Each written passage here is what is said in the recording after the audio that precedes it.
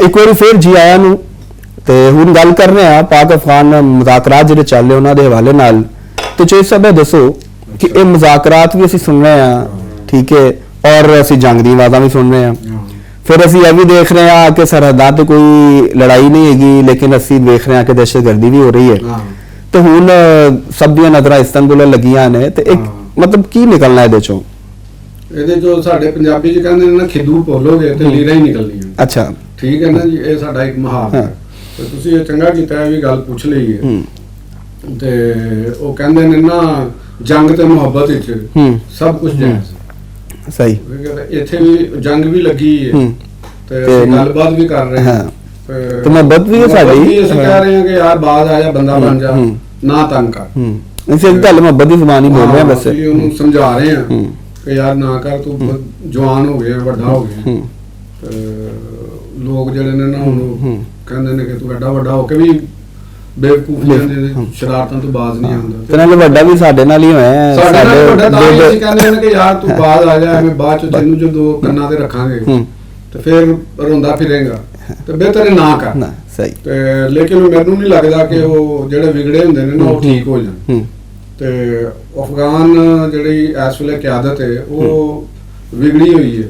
ਉਹਦੀ ਵਜ੍ਹਾ ਹੈਗੀ ਹੈ ਕਿ ਉਹ ਇੱਕ ਜੰਗੀ ਜਥਾ ਹੈ, ਯਾਨੀ ਇੱਕ ਜਿਵੇਂ ਇੱਕ ਬੈਂਡਿਟ ਨਹੀਂ ਹੁੰਦੇ, ਬੈਂਡਸ ਨੇ, ਜਿਵੇਂ ਸਾਡੇ ਕੱਚੇ ਦੇ ਡਾਕੂ ਤੇ ਪੱਕੇ ਦੇ ਡਾਕੂ, ਇਸ ਟਾਈਪ ਦੇ ਅਪਰੋਚ ਜਾਂ ਸੋਚ।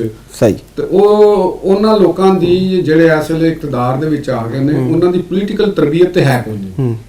ਇੱਕ ਸਿਆਸੀ ਤਰਬੀਅਤ ਹੁੰਦੀ ਹੈ ਨਾ, ਜਿਹੜੀ ਚੀਜ਼ਾਂ ਨੂੰ ਤੁਹਾਨੂੰ ਜ਼ਿੰਮੇਦਾਰੀ ਦਾ ਅਹਿਸਾਸ ਦਿਲਾਉਂਦੀ ਹੈ। ਤੁਹਾਡੇ ਨਾਲ ਇੱਕ ਜਿਹੜੇ ਬੰਦੇ ਨਾਲ ਤੁਸੀਂ ਇੰਗੇਜ ਹੋ, ਮੁਜ਼ਾਕਰਾਤ ਕਰ ਰਹੇ ਹੋ, ਤੁਹਾਨੂੰ ਉਹਨਾਂ ਦੀ ਰਿਸਪੈਕਟ ਦਿੰਦੀ ਹੈ ਕਿ ਵੀ ਅਸੀਂ ਇਹਨਾਂ ਦੇ ਨਾਲ ਕੁਝ ਮਾਮਲਾ ਕਰਨਾ। ਸਹੀ। ਦੂਸਰਾ, ਤੁਸੀਂ ਆਪਣੇ ਮੁਲਕ ਦੇ ਹਵਾਲੇ ਨਾਲ ਵੀ ਸੋਚਦੇ ਹੋ ਯਾਰ ਸਾਡਾ ਮੁਲਕ ਹੈਗਾ, ਸਾਡੇ ਲੋਕ ਨੇ, ਸਾਡੀ ਆਵਾਮ ਹੈ, ਤੇ ਅਸੀਂ ਉਹਨਾਂ ਦੀ ਤਰੱਕੀ ਕਰਨੀ ਹੈ, ਅਸੀਂ ਉਹਨਾਂ ਨੂੰ ਤਹਫ਼ੁਜ਼ ਦੇਣਾ, ਅਸੀਂ ਸਾਨੂੰ ਅਮਨ ਚਾਹੀਦਾ, ਤੇ ਅਸੀਂ ਕੁਝ ਚੀਜ਼ਾਂ ਨੂੰ ਲੈ ਕੇ ਚੱਲੀਏ। ਜਿਹੜਾ ਇੱਕ ਅਸੂਲ ਹੁੰਦਾ ਹੈ ਮੁਲਕਾਂ ਦਾ, ਜ਼ਿੰਮੇਦਾਰ ਗਵਰਨਮੈਂਟਾਂ ਦਾ। ਤੇ ਉਹ ਇੱਕ ਸਿਆਸੀ ਤੌਰ ਤੇ ਉੱਤੇ ਨਾ ਹੀ ਉਹ ਪੋਲੀਟੀਕਲ ਪਾਰਟੀ ਹੈ, ਨਾ ਹੀ ਉਹ ਅਫਗਾਨਿਸਤਾਨ 'ਚ ਉਹਨੇ ਕੋਈ ਸਿਆਸਤ ਕੀਤੀ ਹੈ। ਉਹ ਇੱਕ ਗੁਰੀਲਾ ਵਾਰ ਲੜਦੇ ਰਹੇ ਨੇ। ਗੁਰੀਲਾ ਵਾਰ ਵੀ ਇਸ ਸ਼ਕਲ 'ਚ ਲੜਦੇ ਰਹੇ ਨੇ ਕਿ ਉਹਨਾਂ ਨੂੰ ਮੁਖਤਲਿਫ ਜਿਹੜੇ ਵੱਡੀਆਂ ਕੂਵਤਾਂ ਸਨ, ਉਹ ਆਪਣੇ ਮਫਾਦਾਤ ਦੇ ਤਹਿਤ ਫਾਈਨੈਂਸ ਵੀ ਕਰਦੀਆਂ ਸਨ, ਅਸਲਾ ਵੀ ਦਿੰਦੀਆਂ ਸਨ, ਇਨਫੋਰਮੇਸ਼ਨ ਵੀ ਉਹਨਾਂ ਨੂੰ ਮੁਹੱਈਆ ਹੁੰਦੀਆਂ ਸਨ। ਉਹ ਤਾਂ ਵੈਸੇ ਹਾਲੇ ਵੀ ਉਹਨਾਂ ਨੂੰ ਕਰ ਰਹੇ ਨੇ, ਉਹ ਹਾਲੇ ਵੀ ਉਹਨਾਂ ਨੂੰ ਹੁਣ, ਤੇ ਉਹ ਖੁਦ ਇੱਕ ਇਕਨੋਮੀ ਬਣ ਗਏ ਨੇ ਨਾ। ਦੇਖੋ, ਇੱਕ ਜਿੰਨੇ ਵੀ ਦੁਨੀਆ ਦੇ ਡਿਸਟਰਬ ਮੁਲਕ ਹੁੰਦੇ ਨੇ ਜਾਂ ਬ੍ਰੋਕਨ ਕੰਟਰੀਜ਼ ਜਿਨ੍ਹਾਂ ਨੂੰ ਅਸੀਂ ਕਹਿੰਦੇ ਹਾਂ, ਤੇ ਜਿਨ੍ਹਾਂ 'ਚ ਅਫਰੀਕਾ ਦੇ ਮੁਲਕ ਵੀ ਸ਼ਾਮਲ ਨੇ। ਹੁਣ ਅੱਜ ਕੱਲ੍ਹ ਸੁਡਾਨ ਵੀ ਉਸੇ ਦੇ ਵਿੱਚ ਹੀ ਆ ਗਿਆ, ਤੇ ਇਹ ਵੀ ਉਸੇ ਤਰ੍ਹਾਂ ਦੇ ਆ ਗਏ। ਤੇ ਇਹ ਇੱਕ ਮਈਸ਼ਤ ਇਹਨਾਂ ਦੀ ਜਿਹੜੀ ਜਿਹਦੇ ਤੇ ਕੰਮ ਕਰ ਰਹੇ ਨੇ, ਉਹ ਹੈਗੀ ਗੈਰ ਕਾਨੂੰਨੀ ਮਈਸ਼ਤ, ਜਿਹੜੀ ਕਿਸੇ ਨੈਟਵਰਕ ਦੇ ਵਿੱਚ ਨਹੀਂ ਹੈ, ਜਿਹਦਾ ਕੋਈ ਹਿਸਾਬ ਨਹੀਂ ਹੈ।